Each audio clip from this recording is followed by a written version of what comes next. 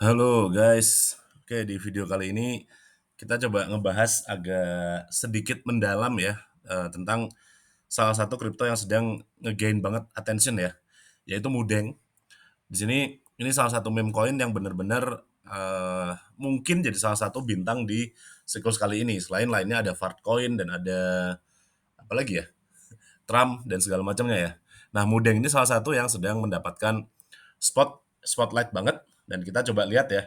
Kalau di Twitternya atau di websitenya kalau nggak salah dia ngeklaim bisa sampai ke 10 miliar dolar market cap-nya. Nah, di sini ya 10 miliar dolar program yang mana itu berarti naiknya kenceng banget, mungkin bisa ratusan kali lipat atau puluhan kali lipat dari harga sekarang gitu. Nah, apakah itu mungkin? Kita coba analisa sedikit ya berdasarkan probability. Kira-kira mungkin nggak nih Mudeng dapat sampai 10 miliar dolar market cap-nya? Ya kalau nggak 1 atau 2 miliar lah ya. Kita akan gunakan pertama ya mungkin update dari media sosialnya, lalu beberapa metrik dari coin market cap, dan yang tentunya secara teknikal untuk melihat seberapa mungkin sih kayak gitu tuh gitu ya. Oke, kita mulai dari media sosialnya dulu ya. Kalau kita lihat di akun Twitter atau X-nya, di sini sejauh ini masih aktif ya, cuman ya memang nggak yang sangat-sangat gimana-gimana. Terakhir ngepost itu eh 13 Mei, ini masih foto si Mudengnya aja. Terus yang lainnya juga ya 12 Mei dan segala macam. Jadi menurut saya aktif tapi nggak yang sangat-sangat wow banget gitu ya. Tapi selama komunitasnya masih ada ya it's fine gitu. Kita coba lihat kalau nggak salah tuh ada telegramnya ya. Nah ini ada telegramnya ya. Kita coba buka ya. Mudeng di sini. Nah di sini kita bisa lihat apakah ini aktif atau enggak. Mungkin kalau kita lihat di sini ya coba saya join channel ya. Udah gitu doang. Tap to verify. Start. Coba ya. Saya juga belum join soalnya. Verify. Launch. Captcha dikit ya.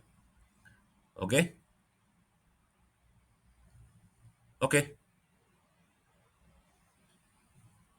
Mudeng on Solana. Kita coba ya. Oke, kita lihat lagi. Berapa nih? 8 kali 8, 64. Oke, nggak terlalu aktif ya. Kalau saya lihat grupnya. Mungkin karena ini ya yang bikin jadi, oh sorry ini Rose, bukan Mudeng ya guys. Maaf, sorry. Nah di sini ya, Mudeng. Oke, di sini masih aktif ya. Di sini selama grup ini masih aktif, jadi ya saya rasa bullishness itu masih bisa ya. Tinggal PR kita adalah melihat seberapa jauh kalau misalkan ada koreksi. Ya sebagai trader ya harus paham resiko itu. Sebagai investor kalau kalian mau hold lama sampai nyangkut ya nggak apa-apa. Oke, kalau kita lihat dari ATH-nya kemarin ya, dari ATH-nya itu Mudeng udah turun banyak banget ya kalau kita lihat ya. Dari ATH-nya itu turun sampai, sorry salah. Dari ATH-nya kita menggunakan tools ini tentang harga itu dia turun sampai 97%. Berarti 3%-nya, sepertiga puluhnya guys. Itu dari ATH-nya.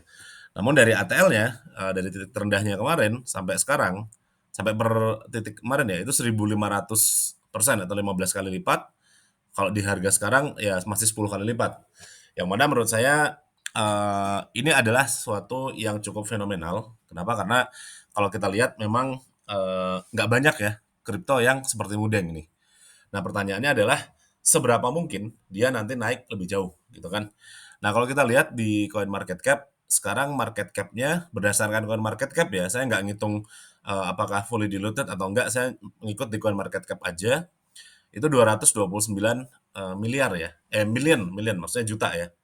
Nah, kalau tadi klaimnya mau 10 billion, 10 juta, coba kita hitung berapa kali lipat tuh dari situ tuh. Nih, kita pakai kalkulator 10 miliar ya, 10 10 juta, 10 miliar. Oke, kita bagi, ini 229 ya, 229 juta. Ini ya, oke, bisa naik 43 kali lipatnya dari sekarang. Kalau misalkan mau ke 10 billion ya, 43 kali lipat tuh berarti dari 0,23 jadi ke berapa tuh? Coba kita lihat ya, 0,23 dikali berapa tuh? 43 ya tadi ya? 9 atau $10. Ya, menurut kalian mungkin nggak? Kalau menurut saya, ya itu minimal perlu ada katalis atau perlu ada sesuatu yang sangat luar biasa. Tapi untuk sekarang, kemungkinannya belum terlalu besar kalau menurut saya. Paling kita coba lihat potensinya Mudeng ini bisa sampai berapa. Kalau misalkan minimal di tahun inilah ya, kita mau coba menggunakan Fibonacci extension ya, dari titik paling atas ke titik paling bawah di sini. Nah, targetnya biasanya kalau ada bentukan kayak gini itu adalah di 1618 atau 2618. Kalau 2618 ditembus ya kita ke 3 dan 4618 ya. Jadi bentukannya itu kayak gini ya. Jadi ini kayak ngebentuk huruf V gitu ya. Nah, di sini 1618 itu di 1,1278, sementara 2618 itu di 1,1821. Nah, kita coba lihat kira-kira kalau misalkan itu mau kejadian, apakah langsung kejadian langsung atau kalau kejadian ada koreksi, koreksinya bisa sejauh apa gitu ya. Oke, di sini saya tarik garis-garis di mana titik tertinggi sama angka-angka Fibonacci-nya tadi ya. Kalau kita hapus Fibonacci-nya biar nggak terlalu ngeribetin. Di sini kita lihat ada candle 1 minggu. Saya pribadi dengan candle seperti ini nggak suka ya. Kenapa? Karena ya ini udah ketinggian gitu. Kalau bullish engulfing biasa saya masih suka lah, masih oke. Ini dan ini juga sedang mengetes bisa dibilang ini area resistennya ya, resisten sekaligus resisten become support di situ. Ini karena banyak pantulan di sini ya, kita bisa lihat sinilah ya area sini. Ini banyak pantulan, pantulan, pantulan dan ini udah kena rejection yang cukup kuat gitu. Jadi saya rasa kalau kita melakukan pembelian sekarang kurang bagus. Ya kita bisa cari area-area yang lebih oke dulu gitu ya. Target sampai ke 1,8 mungkin masih masuk akal ya. Kalau ke 10 saya nggak tahu. Tapi ya kalau misalkan kalian merasa, oh bisa aja lah ya, Sabtu ya, lakukan due diligence kalian sendiri ya. Saya melakukan analisa untuk di time frame 1 hari dulu. Kalau kita lihat di sini, kita perhatikan dalam tanda kutip bullishnya Mudeng itu pada saat di sini itu membentuk pola double bottom ya. Lalu breakout dari sini dengan sangat bagus dan naik terus kencang gitu. Nah, kalau sekarang kita lihat ini di time frame 1 hari ya, bukan 1 minggu ya.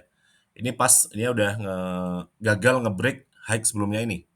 Memang ada potensi pasar strukturnya mau berubah, tapi kalau untuk sekarang saya rasa cukup kurang berhasil ya si upaya untuk nge-breaknya ini.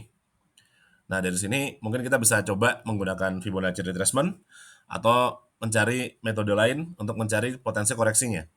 Kalau misalkan pada mau serok. Kalau mau langsung beli sekarang ya silahkan, terserah juga. Nah, di sini saya coba gunakan Fibonacci retracement dari pertama naiknya sebelum impulsifnya sampai pucuk atas di sini. Nah, kita lihat biasanya kalau kayak gini, ini tuh kita bisa menunggu di area golden pocketnya ya teman-teman ya. Nah, di sini ya golden pocket itu area antara 0,5 dan 0,618 dan di 0,786 bisa juga. Jadi kita pakai dua area ini. Nah, next time kalau misalkan dia turun, kita tunggu di area situ untuk melakukan serok gitu. Apakah harus nunggu kalau saya di sini naik gimana? Ya udah nggak apa-apa, bukan rezeki aja gitu. Simple.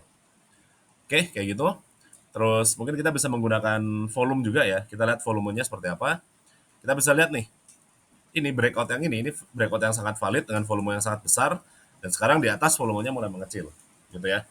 Nah, karena ini volumenya besar, saya mau menggunakan juga metode uh, volume profile. Dari pertama dia naik ya dari sini sampai ke ujung sana. Nah, area ini yang warna merah itu adalah point of control atau tempat di mana terjadinya paling banyak transaksi dan itu punya kecenderungan untuk didatangi dan punya kecenderungan untuk menjadi support atau resisten.